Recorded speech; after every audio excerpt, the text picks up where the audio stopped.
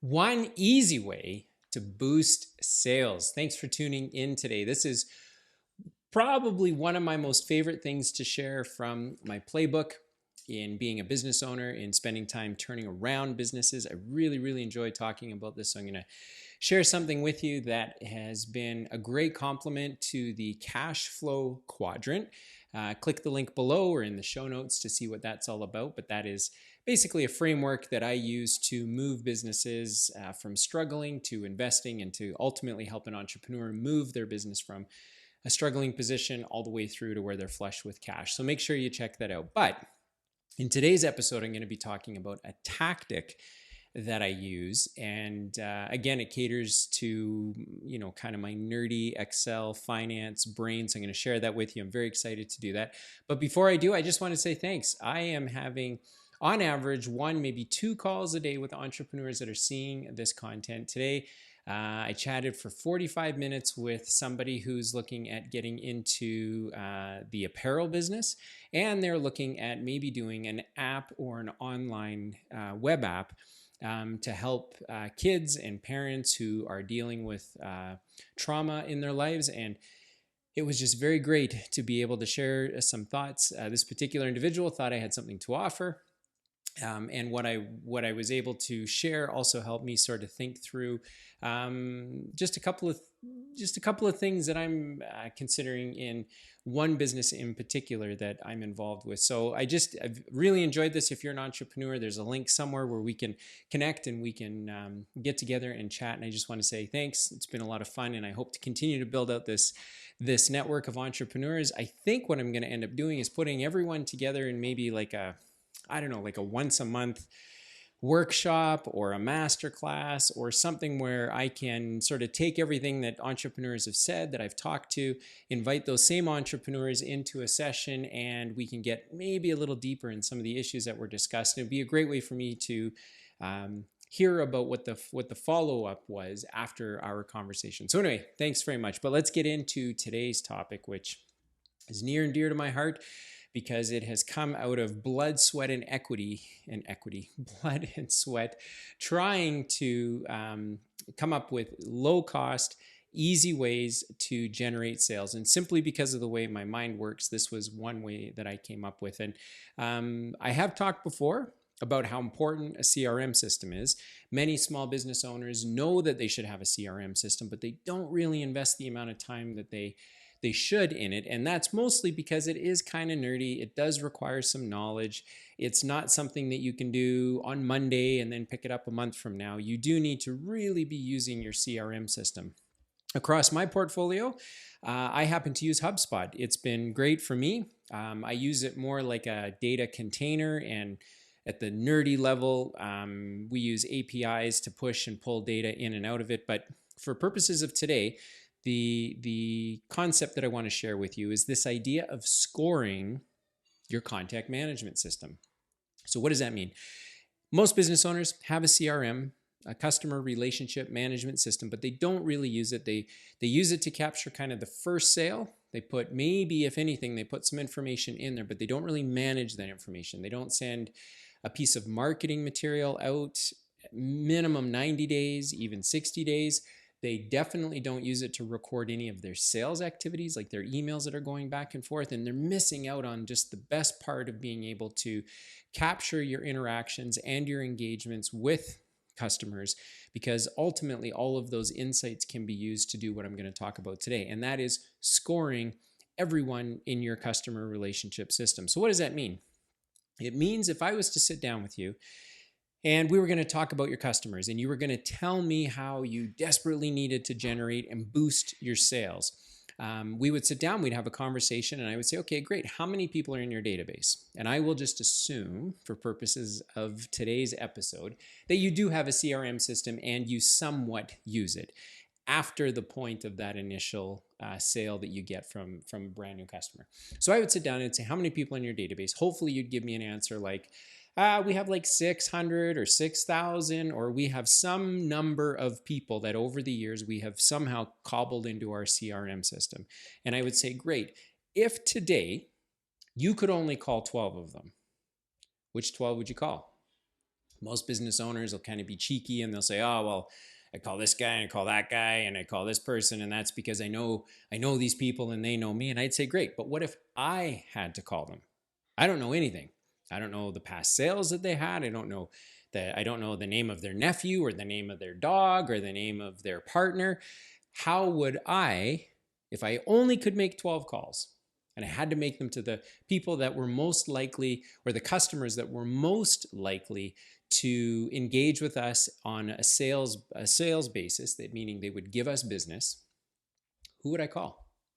So with that question in mind, let's get into kind of a couple of points that as an entrepreneur, as a business owner, if you're looking for a very, very simple way to boost your sales, you can probably start with this episode. And what comes out of this episode, hopefully, is a phone call between you and me, so you can kind of clarify a few things, but it's also going to open up your eyes to see the power of every day making a concerted effort towards recording and capturing the engagement and interactions you have with your customers. So what I will typically do is we'll take our CRM system, we will look at, and you come up with a score, and there's lots of different ways to do this, but I'm going to keep a very simple one today. So you might say, we're going to track the date of the last activity. So that could be a phone call, that could be an email, that could be an email that they opened, that could be a marketing piece that we sent out. So the date of the last activity, when was the date, or what was the date that our customers, all of those customers, last interacted with us? Okay,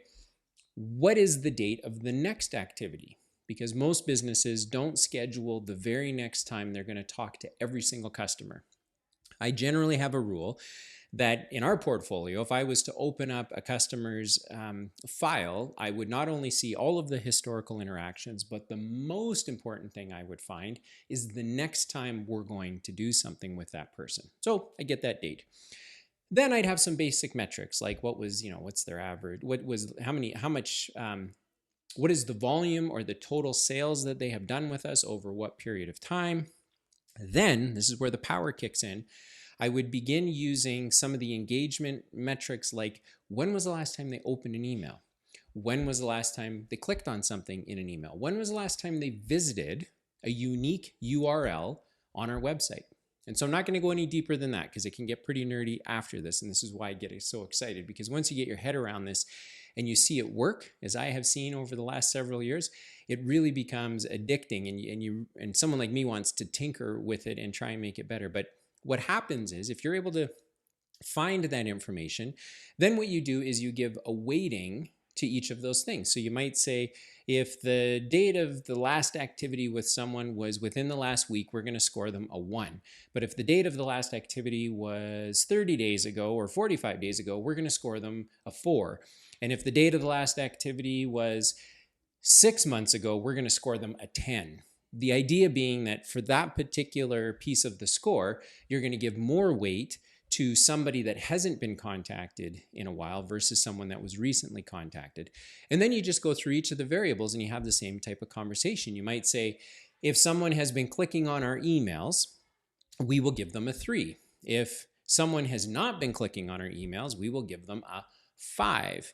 And the idea being there, if that was kind of your philosophy, was if people aren't clicking on our stuff, we should pick up the phone and talk to them and reintroduce ourselves. In fact, in one of the businesses that I'm involved with, it's a kind of an old school business, and most people do things by phone. When I introduced something as simple as Google reviews, I got pushback from everyone. Oh, our customers aren't going to do that. And wouldn't you know, Google reviews have been amazing. But what I did is, because I needed to get the scores lower for a whole database of contacts, hundreds of them, as I said, look, just pick up the phone and go, hey, this is us. This is what we're doing. We've recently launched a Google review. We'd love it if you could give us one. Now, many people did not. Most people did not, but some did. What did it allow me to do?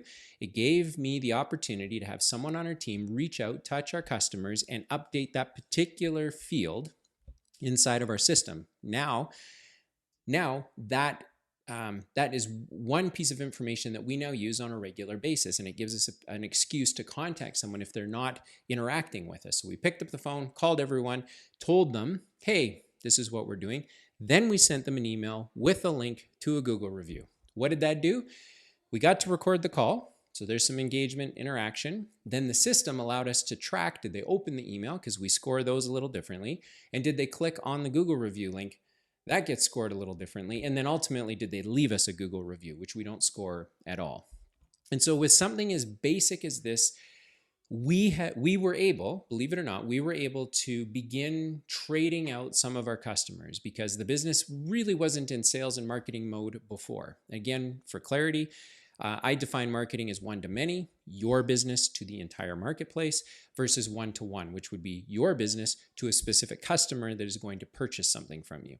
So this particular business didn't have much sales and marketing, but they'd been around forever. They were kind of the old, wow, our customers just know who we are. We use the same ones all the time. But what we were able to do was take our lower margin customers that no one really enjoyed working with, and they're the ones that were the biggest pain all the time, and swap them out for brand new customers that started coming into the funnel because we began really tracking how we were engaging and interacting with our database and then scoring the results. So what do you need to do? You need to, first of all, put a CRM system in place that your business uses. The next thing that you need to do at a minimum is connect your inboxes or begin sending emails through your CRM system to the marketplace. And you can do that on a marketing basis, meaning you're sending like a newsletter or a corporate update, or you send individual emails, just the normal everyday course of business emails that you send to your customers. And as you start tracking that data, there's every CRM system available today will give you the ability to see who opened an email, who clicked on something, how many web pages did they visit. You can kind of you can get a pretty good handle on some very basic variables that if you were to score them, I could come along and go, hey, if I could only call 12 customers in your business today and guarantee that I'm going to get some business opportunities, who do I call? I can't call all 600. I can only call 12. Which 12 do I call? And so that's kind of the idea behind using scoring to boost your sales. And for me, I get excited about it because I've seen it work in so many different situations with so many different variables. But if you kind of put your mind to it, it becomes very, very powerful. And then once you've seen it work, if you're like me, you get religion about it. And then you start fine tuning and tweaking it and really seeing how far you can push your sales and marketing efforts without expending a lot of capital. Now, it does require time. So someone on your team kind of has to run point on it. A small business, that's usually the entrepreneur. In a business that's a little bit bigger, you might give it to your admin team or maybe to someone on your sales team, but somebody has to have a bit of a mind for being able to look at information, watch activity, watch engagement, and then have enough common sense maybe or enough wherewithal to sort of think through, okay, what do we really value? Do we value someone opening an email versus returning a phone call to us? Do we really value someone clicking on a specific URL? For example, in one of our businesses, we have a quote form that we encourage people to fill out, and we track the activity on that particular URL. We're not so concerned with who visits our website because there's lots of different spam bots and people and competitors and so forth that visit our main URL, but we have dedicated URLs that we really watch the traffic on, and then put in our newsletter, put in our email footers, all that sort of stuff. So there's certain things that we track. So you need someone that can kind of think through what's important to us, not kind of get over the top about it, because you can lose your mind. You can sort of go, oh, let's come up with 20 variables and score them this way and that way. I would suggest just start with some very basic ones.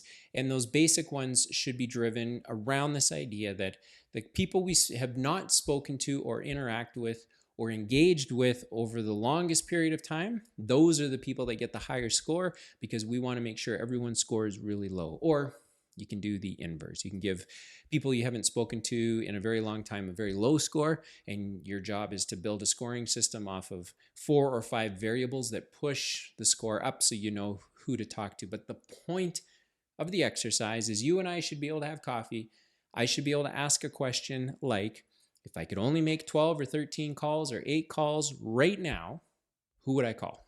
And you should be able to give me a better answer than, well, call the people I know that have been working with me forever. Because chances are you're already getting that business. Remember, the title of this episode was One Easy Way to Boost Sales. One easy way to boost sales is score all of the leads that you don't interact with on a very regular basis, because guaranteed there are sales opportunities sitting inside of that. So I could go on and on and on, but hopefully you got the general idea of what I was trying to share today. One easy way to boost your sales is to come up with a scoring system. If you need some help with this, then let's talk. Hit the buttons or the links or whatever you need to do to get in touch with me, because I've done this a lot and I know the power behind it, and I would be happy to at least get you going down the road. I won't do the work for you, but I will help you talk through your business. We can talk a little bit about how you either do or don't engage with your customers and what you need to do a better job so that ultimately you can boost your sales. And again, this doesn't require a lot of capital. It just requires time, focus, and ultimately commitment. You have to be doing these things on a regular basis and watching this information. And my habit is every Monday I get this information sent to me. So my job as the leader of the teams I'm leading, my job is to make sure that going into the week, I'm identifying the people we got to make sure we talk to. And if that means I pick up the phone, then I pick up the phone. If that means I sit with our team and make sure that they've made some space to deal with the leads that are scoring really, really high, because that's how we've structured it, then that's my job. So it's worth it. Give it a shot. Thanks for tuning in to today's episode. I hope you found it helpful. And if there's something I can do to help you, I would love to. So let's go out there and figure out a way to easily boost your sales.